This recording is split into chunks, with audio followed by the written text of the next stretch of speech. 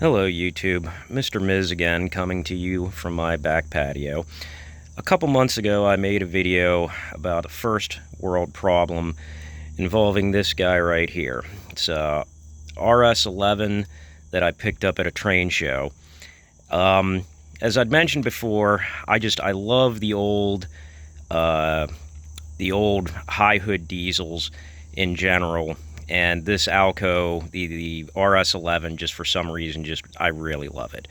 The problem was that it looks lighter green than the GP7 that my brother got me as a Christmas gift.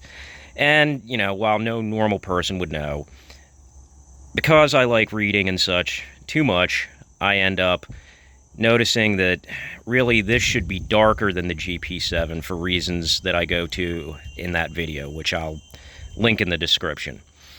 But this little guy has turned into the object of a new first world problem for me. And basically it goes like this. One of the niche markets that Alco was able to kind of get into was for railroads that ran commuter service. The reason for this is that the GP9 from EMD, they were so backlogged with orders that even though a steam boiler for heat for passenger cars was an option on the GP9, they just generally weren't willing to produce it, or it would take so long that railroads just didn't have the time to wait for it because of the delays it would cause in production. And so Alco, who did offer also a boiler, which would be in the front nose here of this RS11, did offer steam boilers and were willing to produce them for railroads. So why is this now a first world problem, you may ask? Well, I went to a train show a little while back in Monroeville, Pennsylvania, and I was in the market for a couple of coaches. I don't know if the Pennsy used the RS11 for commuter service, but, I thought it might look nice under my tree until such time as I actually built a layout, and so I went ahead and went looking for coaches. However, that's not what happened. So instead of getting a couple of coaches, I found a guy who was selling these old Rivarossi cars at 5 cars for $45. So I ended up picking up this railway post office that I think is by Athern. Whoever owned it previously had put on the knuckle couplers. I got this car, which is a duplex roomette car with, I think, 2 bedrooms, one on each side, that the prior owner had actually redone. I don't think Chartiers Creek was actually offered by Rivarossi. What they did offer was Marrowbrook, which you can see there is in sort of its more original condition.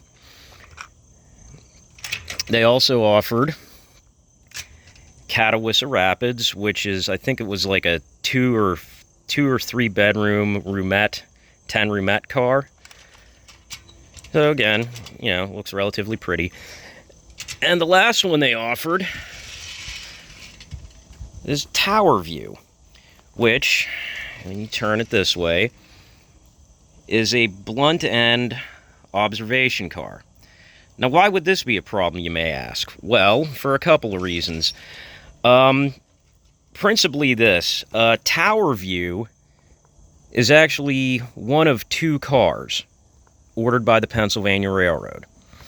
And it was used exclusively on the Broadway Limited after 1948, when the Pennsy updated the Broadway Limited. So this brings about some problems for me. And so, being an idiot, I knew I had seen a set similar to this from Line L, and given that, they're trying to make prototypical accurate stuff, I just went and looked at that because, saves me some time and research. And indeed, Tower View was on the Broadway Limited. And so, after going down that rabbit hole, I went down some others. They offer interior kits for these cars. They offer lighting kits for these cars. The most I had done to this point was that, let me grab this here so it's a little more visible, hopefully. The most that I had done was to change out the old horn hook couplers with knuckle couplers. And if I can get this to where you can see it, I had painted the vestibule to like a kind of a dull black to sort of look more like the rubber. And that was about it. Well, now, I got all these potential upgrades to do to these cars, such as lighting and putting in interiors, because they make those too, and also, finding figures, putting them in there, trying to make it look realistic and everything.